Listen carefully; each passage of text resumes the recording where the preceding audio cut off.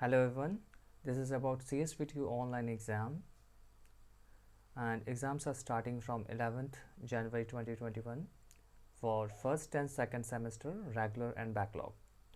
Okay, here are some points which can ensure your successful submission of your answer sheet.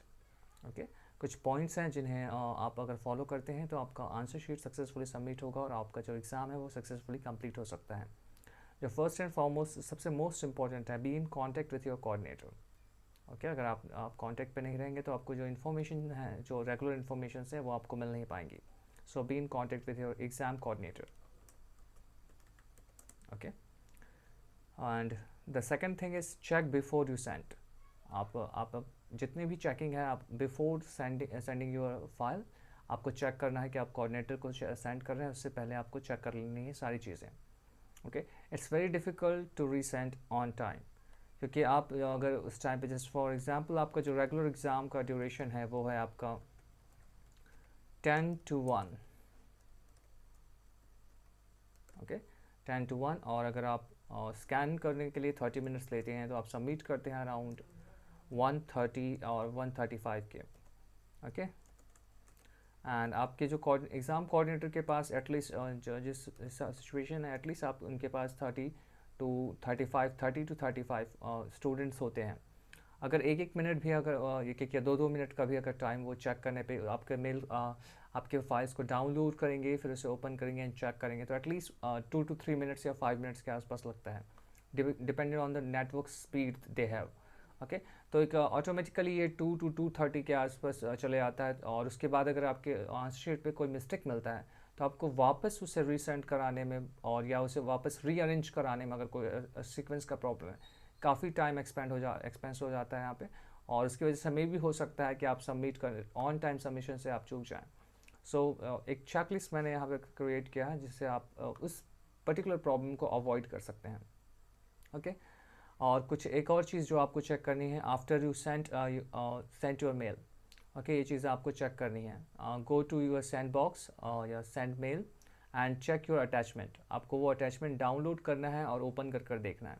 कभी कभी होता है due to size issues, आप जब mail पे सेंड करते हैं तो बड़े साइज़ होने की वजह से समटाइम्स पे आपका फाइल कभी कभी करप्ट हो जाता है जब आप सेंड करते हैं. तो जब जो भी आपका एग्ज़ाम कोऑर्डिनेटर है जो उसे डाउनलोड करता है, तो फाइल डाउनलोड तो होती है पर वो करप्टेड होती है, और इस केस में उसे फिर से आपको रीसेंड करने के लिए आस्क करना पड़ता है. ओके, और वहाँ पे फिर से आपका टाइम बहुत सारा कंज्यूम हो जाता है.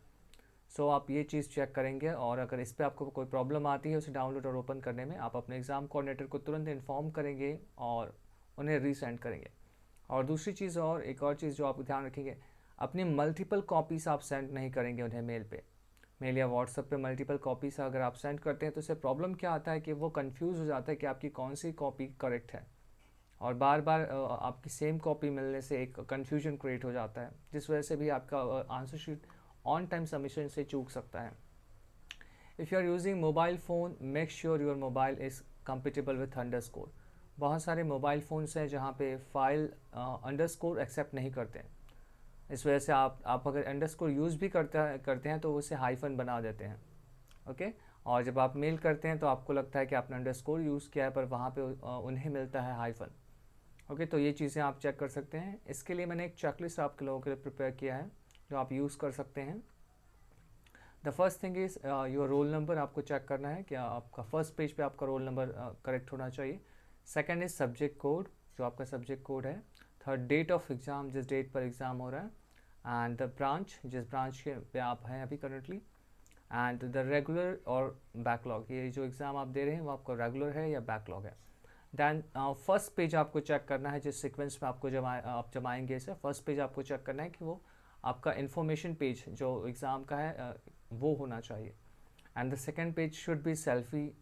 जो आपको एक अपने एडमिट कार्ड के साथ सेल्फ़ी लेनी है वो आपको उस पर अटैच करना है. और याद रखें कि आपको आपका इन्वर्टेड ये करना है ताकि वो मिरर इमेज ना रहे, अदरवाइज आपको फिर से रीसेंड करना पड़ सकता है. And the last thing is आपको 42 पेजेस सेंड करने हैं. First page, second page and the 40 pages of your answer sheet, all in one file. Okay, और आपका फाइल फॉर्मेट होना चाहिए आपका first subject code, then underscore and then your roll number. Okay, बहुत सारे student इस पे गलती करते हैं, वो रोल नंबर पहले लिखते हैं, फिर अंडरस्कोर लगाते हैं और उसके बाद सब्जेक्ट कोड लिख देते हैं, तो वो गलत है। आपको सब्जेक्ट कोड पहले रखना है, दैन अंडरस्कोर, और उसके बाद आपको रोल नंबर लिखना है। Okay, and the next thing is confirm. आपको ये करना है कि वो आपने अंडरस्कोर ही यूज़ किया, वो आपको कन्फर्म करना है कहीं वो हाइफन तो नहीं कन्वर्ट हो गया। Okay, and the last thing is आपको फाइल साइज चेक करना है, जो मस्ट है कि आप लेस देन 20 MB का आपका फाइल हो, अदरवाइज वो फाइल ओवर एक्सीड की वजह से आपका रिजेक्ट हो सकता है आंसर शीट।